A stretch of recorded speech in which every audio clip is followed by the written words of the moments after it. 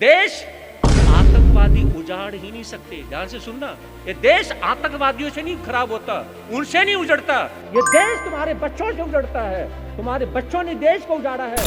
मदारी के बिना बंदर नहीं नाचता। बंदर जो नाचना सीखता है वो मदारी से सीखता है, नहीं तो मदारी के बिना वो पेड़ पे, कहीं खंबे पे, गली में उछल कूद करता है। अगर मेरे दिल की बात पूछना चाहो तो मैं यही कहना चाहूंगा, वो गवर्नमेंट कब आएगी, वो पीएम हमारे इस देश को कब मिलेगा, जब पीएम ये कहेंगे कि आप सब भी नहीं बन सकते जब तक मिलिट्री की ट्रेनिंग नहीं ले लो। समय न देगी धार के जिसमें सब बह जाया करते हैं, है समय बड़ा तूफान परवल पर्वत झुक जाया करते हैं।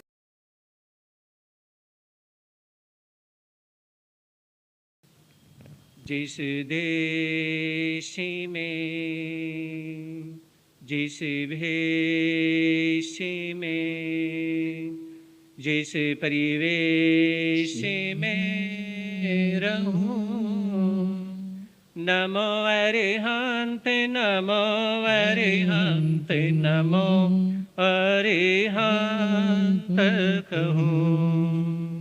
जिस सानी से,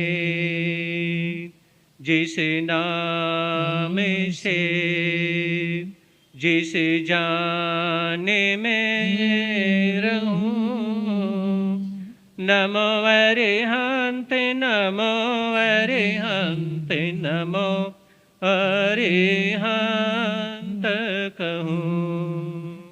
जिस प्यारे से,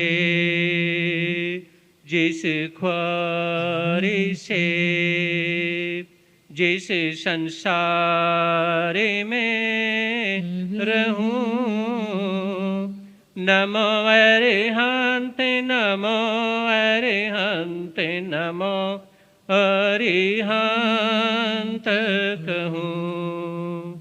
जिस ध्यान से, जिस सम्मान से, जिस जहान में रहूं, नमो अरिहंत, नमो अरिहंत, नमो अरिहंत कहूं।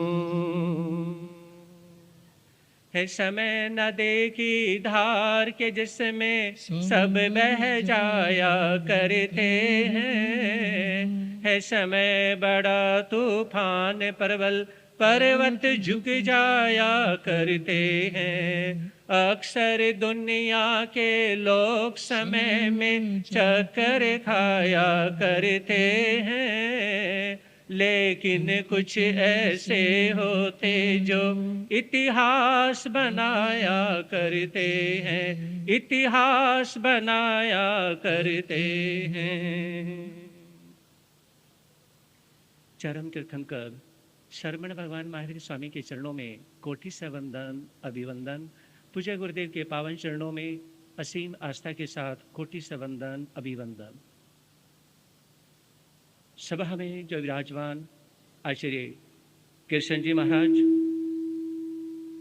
धर्म प्रेमी बंधुओं, आपके समक्ष में एक व्यंग्य प्रसंग से के माध्यम से आज संबोधन देना चाहूँगा।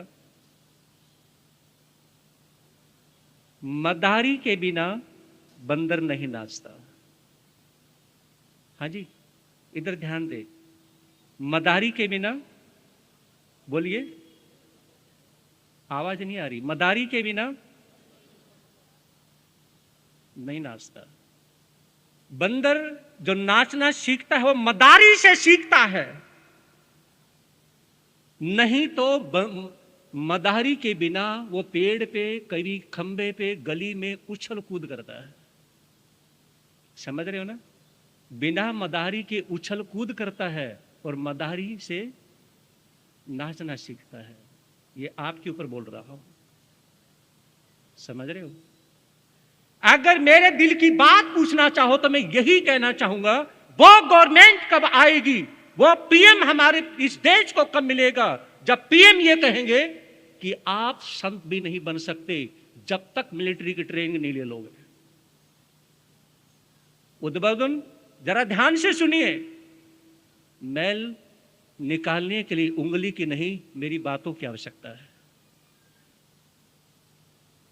बस बात सुनिए, आपके कान का मैल भी निकल जाएगा। मैं कहना चाहूंगा, मुझे उस पीएम की आवश्यकता है जो ये कहे तुम संत भी नहीं बन सकते जब तक ट्रेनिंग नहीं लोगे मिलिट्री की। पहले ट्रेनिंग लो, मिलिट्री की ट्रेनिंग लो, 9 महीने की, 6 महीने की, 1.5 साल की, 3 साल की, और वो ट्रेनिंग लेने के बाद में अब तुम्हें जो करना है कर लो। चाहे तुम भगवा संत बनो, चाहे जैन संत बनो, जो मर्जी संत बनो, पहले ट्रेनिंग ले लो। समझ रहे हैं?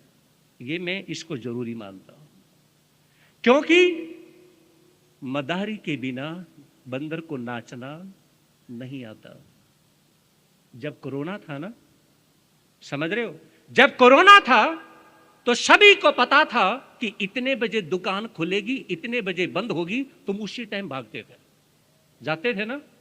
डंडे के बिना कोई देश प्रेम बन ही नहीं सकता। आज जो समय है, डंडे के बिना कोई देश प्रेमी नहीं है। ये सब झूठी बातें हैं। मेरा बोलना तुम्हारे लिए झूठा है और तुम सुनोगे ये झूठा है। समझ रहे हो ना? ये झूठा है, तुम सुनोगे, और तुम्हारे लिए मेरा बोलना झूठा है, क्योंकि तुम्हारे दिमाग में बात उतरने वाली नहीं। 2-4 बच्चे यहां पर इस तरह से घूम रहे थे जिन्होंने मिलिट्री में चढ़ा दियो अपने बच्चे, संभाले नहीं जा रहे। समझ रहे ना? संभाले नहीं जा रहे। उन बहनों से बच्चे नहीं संभाले जा रहे। क्या मिलिट्री को देने वाले हो? नहीं समझ रहे बच्चे। मैं कहना चाहूंगा, हमारे देश की जितनी विविधता है, इतनी विविधता पूरे कंट्री में कहीं नहीं है। इधर भाई ज्यादा आगे ध्यान दें। कोई बात नहीं, आपका ध्यान है, आप वहां से उठ के आगे बढ़ जाइए, कुर्सी छोड़ दीजिए।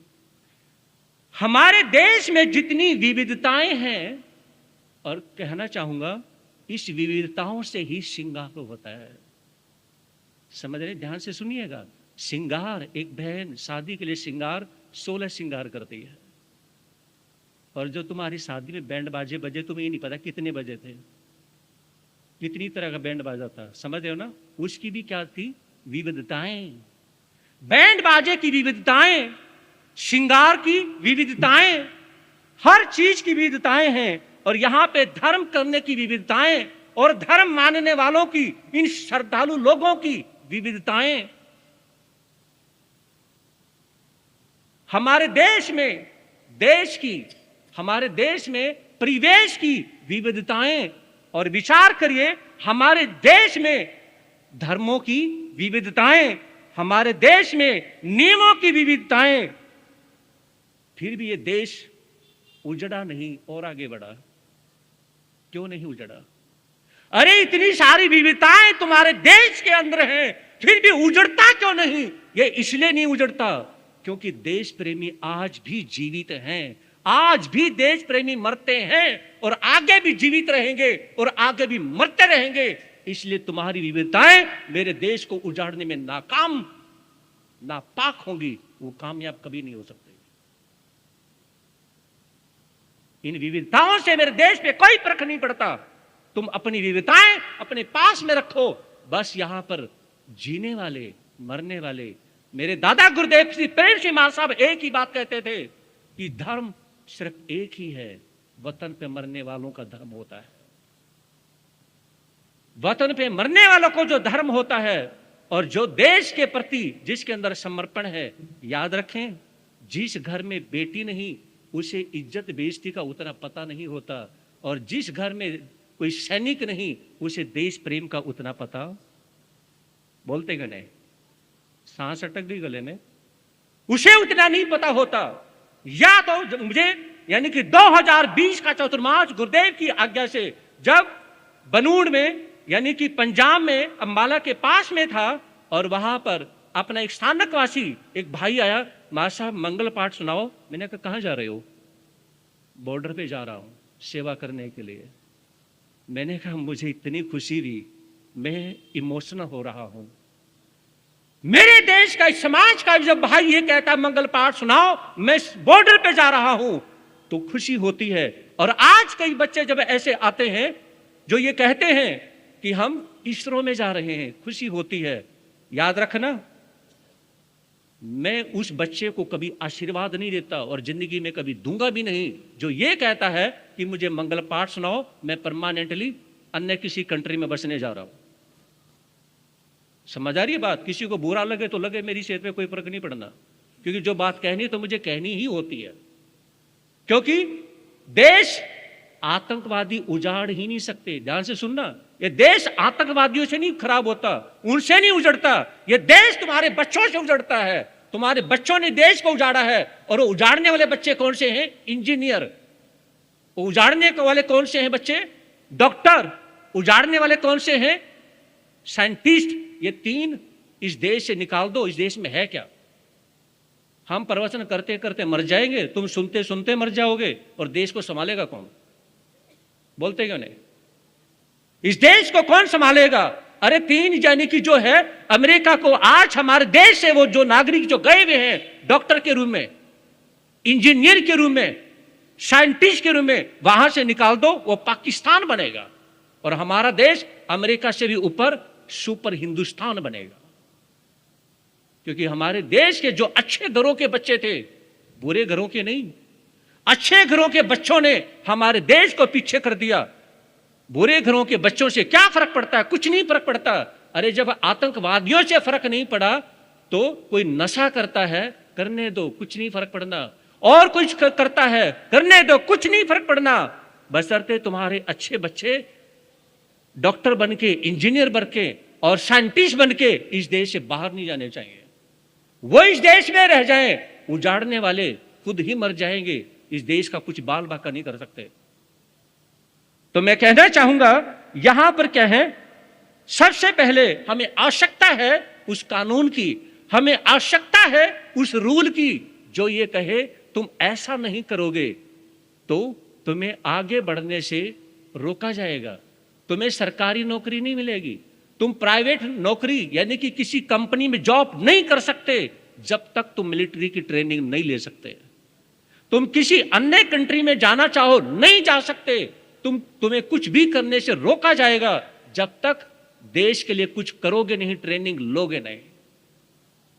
अब वो जो ट्रेनिंग जिसने ली है उसे हमेशा याद रखा जाएगा, इतने किलो का पिट्ठू बांध करके मैं भी चला हूं, बोलते क्यों नहीं?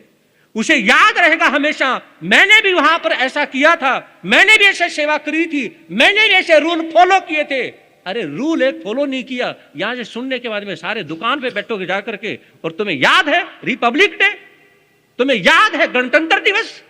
मैं नहीं मानता, तुम बोल के भी नहीं बोल नहीं सकते हैं। आप बोलने के बाद भी, यानी कि व्हाट्सएप पे मैसेज करने के बावजूद भी Republic day, happy Republic day, मैं कहता हूं तुम गूंगे हो, बहरे हो। समझ रहे मेरी बात को? गूंगे बहरे हैं जो, यानी कि जो कहीं किसी कर नहीं सकते हैं। तो यहां पर विचार करिए। अब अगला मेरा पॉइंट है यूनिफॉर्म।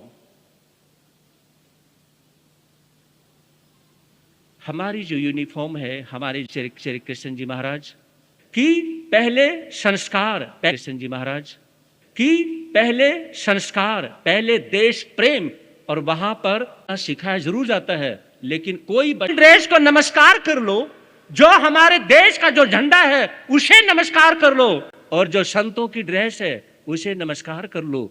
यूनिफॉर्म पे जिसने सिर झुका दिया, समझ लो धर्म उसकी आत्मा में बस गया। समझ रहे? यूनिफॉर्म हमें सिखाती है। एक वकील को पता है जब वो जून के महीने में भी जब काला कोट पहनता है ना, काला कोट पहनता है, अगर आपको एक यानी कि जैकेट भी पहना दो ना तो उसमें आप बेचैन हो जाओगे। और एक वकील घुटने तक का मोटा कोट पहनता है और वो पहना रहता है चाहे कितनी मर्जी गर्मी लगे, उसे पता है ये मेरी यूनिफॉर्म है, ये मेरी वर्दी है। एक देश के सैनिक को पता है ये मेरी वर्दी है। एक स्कूल के बच्चे को पता है, जब ड्रेस पहनते ही स्कूल का बच्चा ये सोच लेता है अगर अब मैं मम्मी को मना भी करूंगा ना तो जाना पड़ेगा, क्योंकि ड्रेस पहन ली मैंने। समझ रहे ना? ड्रेस पहनते ही वो तैयार हो जाता है। इसलिए अपनी यूनिफॉर्म बनाइए। ये हमारी जो यूनिफॉर्म है, हमारी जो ड्रेस है, ये ड्रेस कोड इतना बड़ा फर्ज है, ये ड्रेस कोड इतना बड़ा धर्म है, बहुत बड़ा धर्म है। मैं कहना चाहूंगा इस संसार में अगर कोई चीज है वो ड्रेस है, बहुत बड़ी ड्रेस है। और ड्रेस से बड़ी अगर कोई चीज है तो बताओगे वो क्या है? अगर ड्रेस से बड़ी कोई चीज है, हर धर्म से बड़ी कोई चीज है, कोई बताइए, मैं मान जाऊंगा। हर धर्म से बड़ी, ड्रेस से भी बड़ी अगर कोई चीज है तो वो क्या है? कोई बताएगा या फिर मैं बता दूं? वह पोजीशन। हाँ जी जितेंद्र भाई, वह पोजीशन। अभी भी नहीं समझ आएगी मेरी बात। पोजीशन एक मिलिट्री के जवान को 9 महीने 3-3.5 साल जो सिखाई जाती है ना, सिर्फ पोजीशन लेना सिखाया जाता है। समझ रहे? और पीछे जो बहुत सारे ऐसे बैठे हुए हैं जिन्हें पोजीशन का नहीं पता, बातें करेंगे इधर इस साइड में भी, यानी कि आपस में जी भर के बातें करिए और कर लो। क्योंकि मैं कहना चाहूंगा आप धर्म सभा में बैठे हैं, अगर आपको पोजीशन लेने नहीं आती ना तो आप धार्मिक हो ही नहीं, भले आप जैन हो, भले ही आपने सामाई के वस्त्र पहन रखे हैं। क्योंकि पोजीशन लेने जिसको नहीं आई उसे कुछ नहीं पता। और ये कोड मेरे महावीर ने दिया है। समझ आ रही बात? ये कोड मेरे महावीर ने दिया है, ये पोजीशन का कोड मेरे महावीर ने दिया है। मेरे महावीर ये कहते हैं कि जिसको पोजीशन लेने नहीं आती वो क्या खा करेगा। 3 साल तक जो ट्रेनिंग दी जाती है ना, पोजीशन लेनी सिखाई जाती है। मेरे महावीर ने सैकड़ों मुद्राएं दी है। समझने का प्रयास कीजिए, जो सैकड़ों मुद्राएं दी है मेरे परमात्मा ने, मेरे महावीर ने दी है, वो पोजीशन, केवल ज्ञान की पोजीशन, केवल दर्शन की पोजीशन, सम्यक ज्ञान दर्शन चारित्र तप की पोजीशन है। वो पोजीशन है किस चीज की? हमें अपने व्यवहार की। वो पोजीशन है हमारे डिसिप्लिन की। वो पोजीशन है कि हमें यह पता होगा कि हम यहां पर बैठे किस लिए हैं। समझ आई मेरी बात? हम बैठे किस लिए हैं?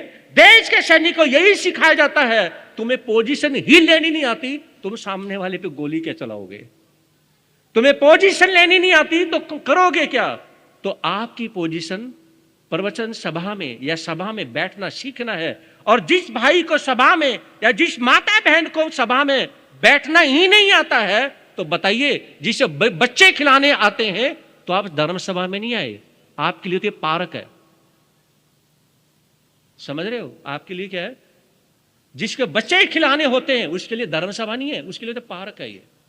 तो बस मैं ये कहना चाहूंगा, आइए और जब भी धर्म सभा में बैठे एक बात याद रखें कि अब मेरी एंट्री धर्म सभा में, प्रवचन सभा में हो गई है। जब देश का नैतिक जो सैनिक है, जब तक वो किचन में खा रहा होता है तब अलग है, जैसे ही उसके कंधे पे हथियार होता है उसकी पोजीशन और उसकी आंखें और उसका चेहरा बदल जाता है। तो उसमें उसके खून में जो उबाल होता है, हो सकता है पानी पतीले में गैस के चूल्हे भी इतना ना उबलता हो जितना सैनिकों का खून उबला करता है। तो मैं कहना चाहूंगा, सलाम है इस देश के तिरंगे को, सलाम है देश पे मिटने वालों को। क्योंकि देश पे जो मिटने वाले जो लोग हैं वो एक दूसरे की भावना को बदल देते हैं। और यहां की समाज साधुवाद की पात्र है। ये 2 गट जो समाज है ये साधुवाद की पात्र है। 2 गट के रहने वाले जहां भी रहते हैं वो सभी साधुवाद के पात्र हैं। क्यों? आप फंक्शन करते हो सिर्फ इसलिए नहीं, आपको भी सोचने के लिए मजबूर करूंगा। क्यों? वो इसलिए क्योंकि आप 26 जनवरी का दिन आपने चुना है। बस इतना सा एक छोटी सी कमी मुझे लगी, वो ये कि जिस दिन 26 जनवरी का दिन चुन लिया उस दिन देश का झंडा भी लहरा दिया करो, यहां पर उस दिन देश का झंडा लहरा दिया करो। और अच्छा रहेगा इतना सा जरूर करते रहना, जब 26 जनवरी का दिन चुन लिया, आप देश प्रेमी हैं, आप हिंदुस्तानी हैं, आप भारतवासी हैं, तो देश का झंडा जरूर लहरा देना। इतनी मेरी बात को मान लेना। और क्रांतिकारियों को, स्वतंत्रता सेनानियों को, उन सभी को क्या है कि नमन है। 77वां ये गणतंत्र दिवस आप मना रहे हैं। 26 नवंबर 1949 को संविधान लिखा गया था, लेकिन 26 जनवरी 1950 में ये लागू किया गया, इसलिए हमने विशेष प्रकार से क्या है इसको मनाते हैं। बस इतना ही अपने विचारों को कह करके अपने वक्तव्य को विराम दूंगा। उससे पहले जयकारा जरूर लगाएंगे, वंदे, इतनी टूटी हुई आवाज, वंदे, दोनों हाथ खड़े करें सभी माताएं बहनें भाई लोग भी, वंदे वंदे